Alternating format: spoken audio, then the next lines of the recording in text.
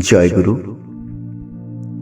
পরম প্রেমময় শ্রী শ্রী ঠাকুর অনুকূলচন্দ্রের বিজ্ঞান গবেষণা ও বিভিন্ন বিষয়ের বৈজ্ঞানিক ব্যাখ্যার একটি নিবেদন। এক অত্যাশ্চর্য অলৌকিক ক্ষমতা সম্পন্ন মহাবিজ্ঞানীর কাহিনী। লিখেছেন শ্রদ্ধেয় জগদীন্দু চক্রবর্তী মহোদয়। হিংস্রতা, অনিয়ন্ত্রিত লোভ, ক্রোধ, কামের উদগ্রতা এবং অন্যান্য পাপের দ্বারা আক্রান্ত মনুষ্য জাতিকে অবশ্যম্ভাবী ধ্বংসের হাত থেকে বাঁচানোর উদ্দেশ্যে পরমপিতা অবতরণ করেছিলেন অবিভক্ত বাংলার পাবনা জেলার হিমায়তপুর গ্রামে 1888 সালের 14 সেপ্টেম্বর। যখন মানুষ সীমাহীন ভোগ তৃষ্ণায় উন্মত্ত হয়ে ওঠে এবং পরবর্তীতে এর ফলস্বরূপ ভয়ঙ্কর দুঃখ যন্ত্রণায় কাতর হয়, তখনই প্রেমময় প্রভু স্ব-ইচ্ছায় পৃথিবীর বুকে অবতরণ করেন মানব সভ্যতাকে বাঁচানোর উদ্দেশ্যে। পৃথিবীতে পরমেশ্বর এর আগে অনেকবার এসেছেন মানব জাতির নিশ্চিত পতনের হাত থেকে মুক্ত করতে।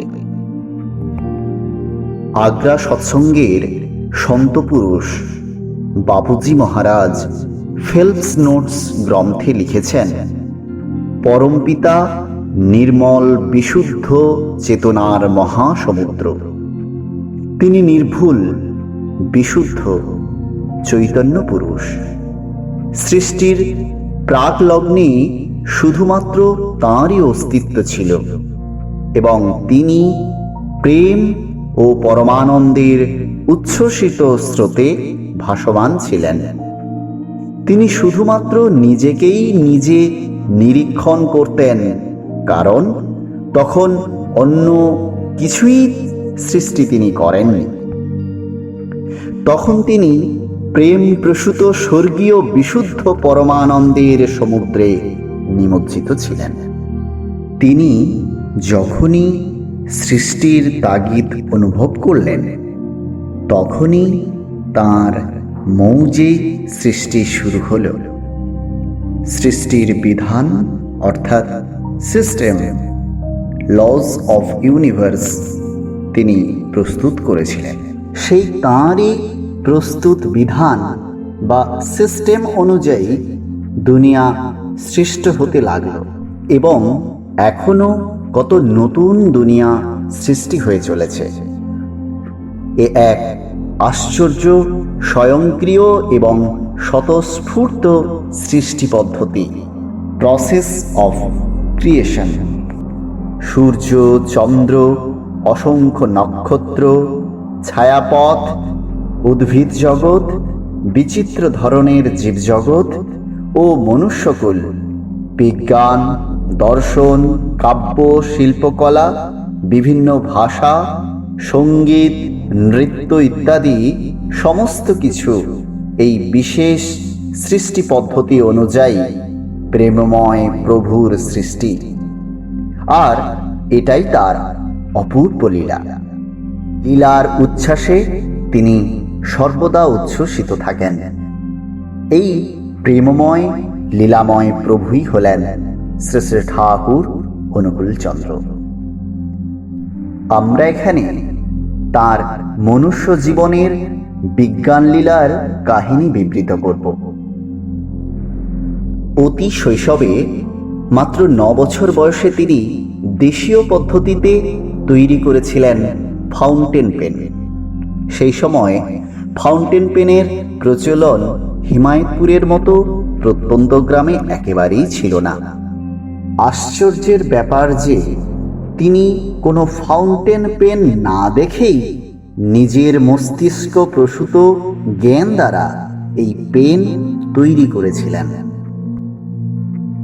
1913-14 সালের সমাধিকাল শেষ হবার পর তার অত্যাশ্চর্য ঘটনাবলী সমগ্র পৃথিবীতে ঢেউয়ের মতো আছড়ে পড়েছিল এবং তার ফলস্বরূপ দেশ বিদেশ থেকে অসংখ্য মানুষের আগমন শুরু হলো। বিভিন্ন শ্রেণীর অত্যন্ত উচ্চ মেধা সম্পন্ন বুদ্ধিজীবীর স্রোত বইতে শুরু করল হিমায়তপুর আশ্রমে। বুদ্ধিজীবী মহল তার গভীর ভালোবাসার অকৃত্রিম নিবিড়তায়, অসাধারণ রূপমাধুর্য, দিব্যতার বিকিরণ প্রভায়, বিস্ময় বিমুগ্ধতায় আবিষ্ট হয়ে থাকত।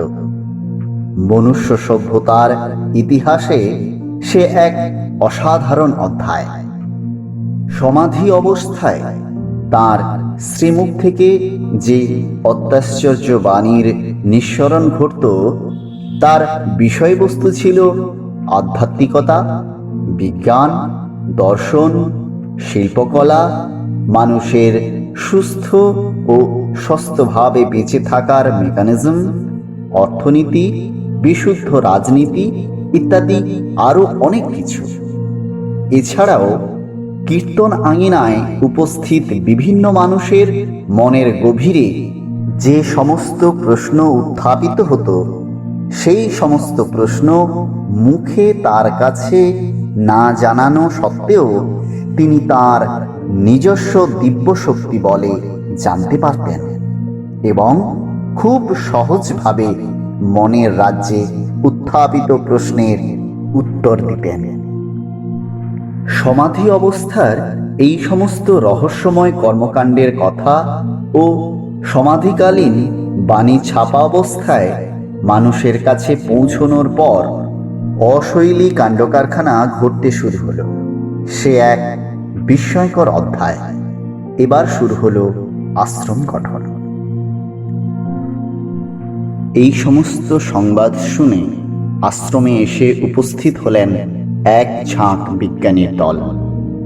কৃষ্ণপ্রসন্ন ভট্টাচার্য, শ্যামাপ্রসাদ মুখার্জি, বীরেন্দ্রনাথ ভট্টাচার্য, বীরেন্দ্রনাথ চট্টোপাধ্যায়, পূর্ণেন্দু বন্দ্যোপাধ্যায় কেমিক্যাল ইঞ্জিনিয়ার ও ধৈর্যটি প্রসাদ নিয়োগী ইত্যাদি বিভিন্ন বিজ্ঞানী দল এসে ঠাকুরকে দেখে ও কথাবার্তা শুনে আশ্রমে বসবাস করতে শুরু করলেন। ঠাকুর সমস্ত বিজ্ঞানী দলের সঙ্গে পদার্থবিজ্ঞান, রসায়ন বিজ্ঞান, গণিত শাস্ত্র, জীবনদায়ী ঔষধ, জ্যোতির্বিজ্ঞান, ইঞ্জিনিয়ারিং ইত্যাদি বিভিন্ন বিষয়ে আলোচনা শুরু করলেন। কোনো সাবজেক্টে কিভাবে গবেষণা করতে হবে তা তিনি বিভিন্ন ধরনের ছবি এঁকে ডায়াগ্রামাটিক্যালি ও জিওমেট্রিক্যালি বোঝাতে লাগলেন। ঠাকুরের প্রত্যক্ষ নির্দেশ, তত্ত্বাবধান ও ফর্মুলা অনুযায়ী গবেষণা শুরু হলো। প্রতিষ্ঠিত হল বিখ্যাত গবেষণাগার বিশ্ববিজ্ঞান কেন্দ্র। তখন ঠাকুর প্রতিদিন খুব ব্যস্ত থাকতেন গবেষণা নিয়ে। দুবেলাই তিনি গবেষণা কেন্দ্রে যেতেন এবং বিশ্ববিখ্যাত বিজ্ঞানীদের মতোই সামনে থেকে বিভিন্ন বিষয়ে আলোচনা, ব্যাখ্যা ও গবেষণা করাতেন। কখনো কখনো তিনি নিজেই বৈজ্ঞানিক যন্ত্রপাতি হাতে নিয়ে গবেষণার কাজকর্ম প্রত্যক্ষভাবে করে দেখাতেন। এবার গবেষণা অতি দ্রুত গতিতে অগ্রসর হতে লাগল। তিনি মডার্ন ফিজিক্স, পার্টিকেল ফিজিক্স ইত্যাদির আধুনিক জটিল থিওরি সম্পর্কে খুব গভীর ও নিবিড়ভাবে আলোচনা করতে লাগলেন। পদার্থের ক্ষুদ্রতম কণা, অ্যাটমের অভ্যন্তরের স্ট্রাকচার, অভ্যন্তরে অবস্থিত ক্ষুদ্র ইলেকট্রিক্যালি চার্জড নেগেটিভ কণা, ইলেকট্রনের নেচার, ভর, বৈদ্যুতিক চার্জের পরিমাণ এবং তার নিজস্ব গতিপথে ঘূর্ণন ইত্যাদি বহু কিছু নিয়ে বিশিষ্ট বিজ্ঞানী বর্গের সঙ্গে চলল গভীর আলোচনা। ভয়ঙ্কর জটিল অঙ্কের তত্ত্ব এই সমস্ত বিষয় তাকে অত্যন্ত সহজ করে এই সমস্ত উচ্চ শ্রেণীর গণিতবিদদের কাছে কঠিনতম থিওরিগুলো ব্যাখ্যা করে চললেন। কখনো কখনো পরমাণুর অভ্যন্তরের ইলেকট্রন ও নিউক্লিয়াসের সমস্ত কিছু ব্যাপার বিভিন্ন ধরনের বৈজ্ঞানিক চিত্র এঁকে বোঝাতেন। বিজ্ঞানী দল মুগ্ধ বিস্ময়ে এই সমস্ত কথা শুনতেন। বিখ্যাত বিজ্ঞানী কৃষ্ণপ্রসন্ন ভট্টাচার্য, যিনি ঠাকুরের কাছে উপনীত হওয়ার আগে বিশ্ববিখ্যাত নোবেল পুরস্কার প্রাপ্ত পদার্থবিদ সিভি রমনের নিকট গবেষণা করতেন, তিনি অন্যান্য বিজ্ঞানীদের নিয়ে ঠাকুরের প্রত্যক্ষ উপস্থিতি ও নির্দেশ অনুযায়ী পরমাণুকে বিভাজিত করার কাজে আত্মনিয়োগ করলেন। এটা অত্যন্ত আশ্চর্যের ব্যাপার যে আশ্রমের বিশ্ববিজ্ঞান কেন্দ্রে পরমাণু বিভাজনের প্রচেষ্টা সফল হল। পরবর্তীকালে ঠাকুর তাঁর বৃদ্ধ বয়সে অত্যন্ত আক্ষেপের সঙ্গে বেশ কয়েকবার বলেছিলেন, অন্যান্য বিজ্ঞানীরা পরমাণুর বিভাজন কার্যে সফল হওয়ার অনেক আগেই আপনারা তা করে দেখিয়েছিলেন, কিন্তু বৈজ্ঞানিক জার্নালে আপনারা তা লিখে পাঠালেন না, অবহেলা করলেন। তাই আপনাদের আবিষ্কার পৃথিবীর কাছে অজানা রয়ে গেল। এবার তিনি বিজ্ঞানীবর্গের কাছে ব্যক্ত করলেন এক নতুন অবাক করা থিওরি। তিনি বললেন, বাতাস হল বিদ্যুতের বৃহত্তম রিজার্ভার। সূর্য থেকে অনন্ত অসীম পরিমাণ বিদ্যুৎ তরঙ্গ বাতাসের মাধ্যমে প্রবেশ করে। তাই বাতাস থেকে বিদ্যুৎ ধরার মেকানিজম অর্থাৎ পদ্ধতি যদি আপনারা আবিষ্কার করতে পারেন, তাহলে একটা বিস্ময়কর কাণ্ড ঘটে যাবে। এ কথা বলার পর তিনি নিজেই গবেষণার মাধ্যমে বিজ্ঞানীকুলকে বাস্তবভাবে দেখালেন। তামার সুতো তৈরি করে আনলেন এবং একটি প্রকাণ্ড ঘুড়িকে তামার ফ্রেমে আটকালেন। তারপর নিজেই ঘুড়ি ওড়াতে লাগলেন আর পাশে দাঁড়িয়ে রইলেন গবেষক বিজ্ঞানীবৃন্দ।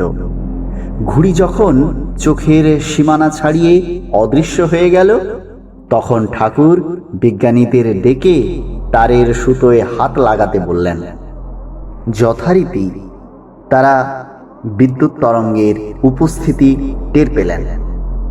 এরপর শুরু হলো বিদ্যুৎকে বাতাস থেকে ধরার যন্ত্র তৈরির অত্যন্ত কঠিন কাজ।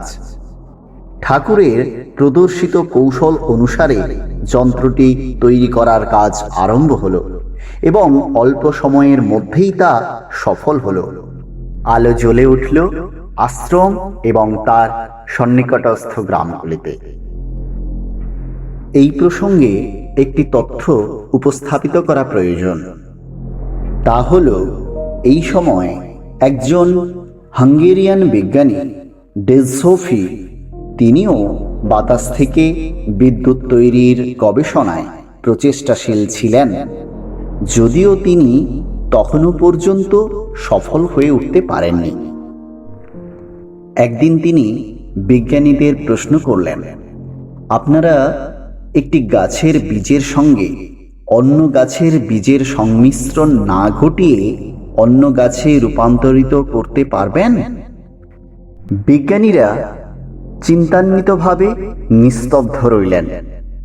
তখন ঠাকুর বললেন, একটি নির্দিষ্ট কম্পাঙ্কের ও পরিমাণের বিদ্যুৎ পাঠিয়ে একটি গাছের অন্য গাছে রূপান্তরিত করা সম্ভব।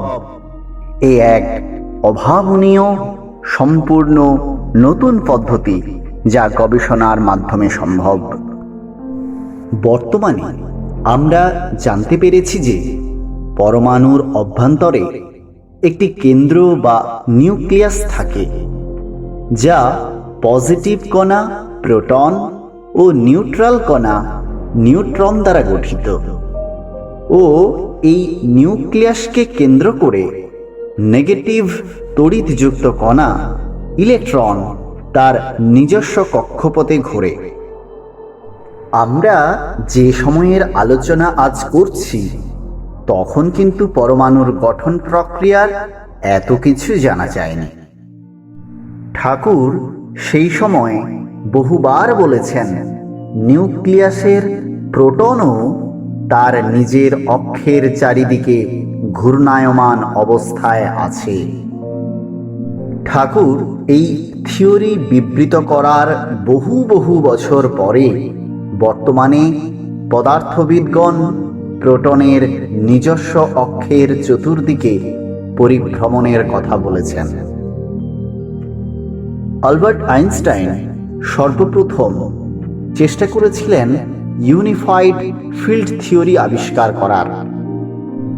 3 ধরনের যে ফোর্স, যথা মাধ্যাকর্ষণ বল, নিউক্লিয়ার বল ও ইলেকট্রিক্যাল অর্থাৎ কুলম্বিক বল, যে একটি কেন্দ্রীয় ফোর্স বল থেকে উদ্ভূত, সেইটি হল ইউনিফাইড ফিল্ড। বর্তমানে এই গবেষণা অনেক দূর অগ্রসর হয়েছে, কিন্তু ঠাকুর তখনকার দিনে এই থিওরি সম্পর্কে যে ইঙ্গিত দিয়েছিলেন তা বিবৃত হল। All atomic adjustments are enchained with one another in their electronic device and electricity, which flows from this electronic device rolls from atom to atom everywhere. This creates gravitation with magnetic forces in their poles. Gravity comes out from this affinity act as magnetic pull, as I think. সমস্ত পরমাণুর বিন্যাসই তার অপরা বিদ্যুৎ কণা নিয়মে পরস্পরের সঙ্গে সংলগ্ন, চেইনড। আর বিদ্যুৎ শক্তি অপরা বিদ্যুৎ কণা নিয়মেরই প্রবাহ, যা নাকি প্লাবিত হচ্ছে পরমাণু থেকে পরমাণুতে সর্বব্যাপী। তার ফলে সৃষ্ট হচ্ছে মাধ্যাকর্ষণ শক্তি, তারই চৌম্বক শক্তি কেন্দ্রে। আর এই অভিকর্ষের আত্মপ্রকাশ চৌম্বক শক্তির আকর্ষণে, এই আমি যা বুঝি। আরেকটা কথা এখানে বলা প্রয়োজন, তা হল ঠাকুর বিভিন্ন ধরনের ইলেকট্রিক্যাল হাউসহোল্ড জিনিসপত্র তৈরি করেছিলেন বিশ্ববিজ্ঞান কেন্দ্রে। ঠাকুরের আরেকটা ইচ্ছা ছিল, যেটা রূপায়িত হলে মনুষ্যজাতি প্রায় অবশ্যম্ভাবী বিলুপ্তির হাত থেকে নিস্তার পেত। যদিও তাঁর এই ইচ্ছা বাস্তবায়িত হলো না, কারণ তার আগেই ভারত বিভক্ত হলো।